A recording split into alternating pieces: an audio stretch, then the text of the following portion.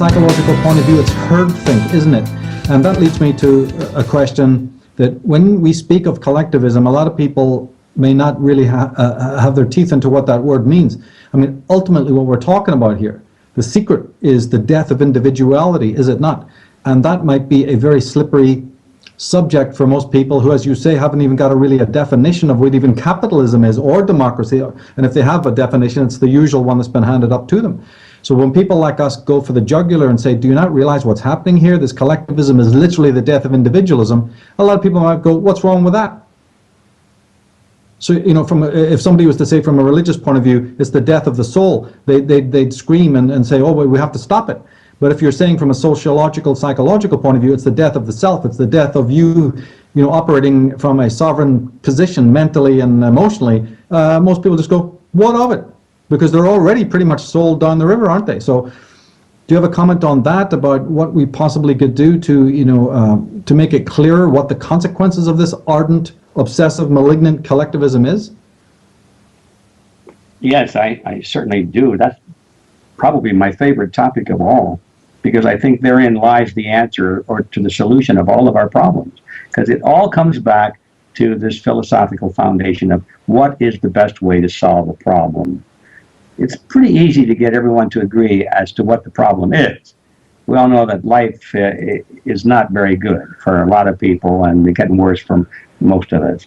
But what are you going to do about it? And you know, you start talking, as we are here, about individualism being superior to collectivism, that personal rights are the only thing that exists. There are no such things as group rights. The individual should be the basis of society. People say, oh, well, the individuals, that's selfish. If you want to put the individual ahead of the group, that means you are selfish, because we've been taught that in school. I was taught that the individual has to be sacrificed if necessary for the greater good of the greater number. And that is the nail that's been driven through our skulls in kindergarten and starting. We got to be team players. We have to go along with the group. And I don't think this is the time to go into a refutation of all that. It takes a little time, but it can be done. I would say that anybody that wants to pursue this, I invite them to come to the website that I mentioned earlier, which is Freedom Force International. And you'll find plenty of information as to what is the difference between individualism and collectivism. And it's something I urge everyone to get very clear about. And I'll just give you an example for somebody that might be watching and is curious about this. This issue of the group versus the individual. The individualist says that the individual is the basis of society. The collectivist says the group is the basis of society. So what does that mean? You start, I think, by asking the question, what is a group? Is there such a thing as a group? And the answer really is no. Group, as a word, whatever that thing is, group, does not exist. It is a word, it's an abstraction, it is a mathematical concept for more than one person. But you cannot touch a group. You cannot see a group. You can see individuals, a lot of them. You can touch individuals, but you can't touch this thing called group. It's an abstraction. It doesn't really exist except in the mind. It's like the word forest. There's no such thing as forest. It's an abstraction of many trees. You can't touch a forest, but you can touch trees. And once you get clear on the fact that this is an abstraction, it's more like a mathematical concept. But we're really talking about individuals. Individuals are the only thing that are real. Then you realize that if you say that the group, which does not exist, has rights that are superior to the individual, which does exist, you've made a tremendous mistake, an ideological mistake, and set in motion a rational concept whereby those leaders who claim to speak on behalf of the group, groups always have leaders, don't they? I speak on behalf of the nation or of this group, and I say that the group, You set in motion the position where individuals who claim to speak on behalf of the group can justify any atrocity you can possibly imagine. All atrocities of history, most atrocities of history, especially in modern history, are justified that, well, it was necessary for the greater number. It was necessary for society, and some combination of words like that. I mean, just because you're an individualist doesn't mean you have to move your piano alone. You cooperate with people. It's in your own self-interest to cooperate willingly.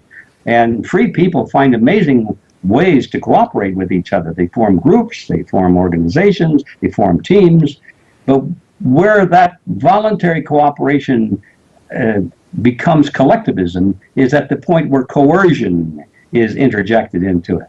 Now, if you all agree that you're going to do something and you're free to not do it, now you have a system based on individuals making a choice, free to make a choice, and they cooperate together. And it works, doesn't it? There's two kinds of collectivism. There's the collectivism with the big C and the small c. There's a certain ebb and flow, daily interactivity, needs of all sorts in a mercurial social sense. But those can be met, even this, sexual ones or even just daily ones. All of these needs can be met by the ebb and flow without necessarily a man losing his core sense of identity. The large collectivism is when you're getting together with those groups precisely because you're a docile body, you're a docile mind who loathes autonomy and authenticity of spirit. And you find that the crowd, the club, the team, or the political party, or whatever, Big Brother hands you down, is the precise, it serves for you to immerse your spirit, because it is a spiritual thing.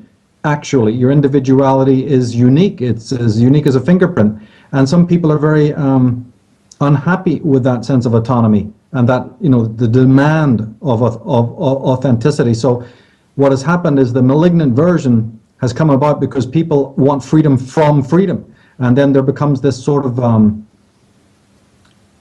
unspoken relationship between the master and the slave, in which the master, knowing full well that you want freedom from freedom, is now going to create rules and laws to give you that. And then we say, great, pretending consciously we don't know what's going on, but unconsciously receive the real cue that we want, which is, hey, you don't have to think anymore. Just use the handrails, just do as everybody else does. It doesn't matter if it's right and wrong.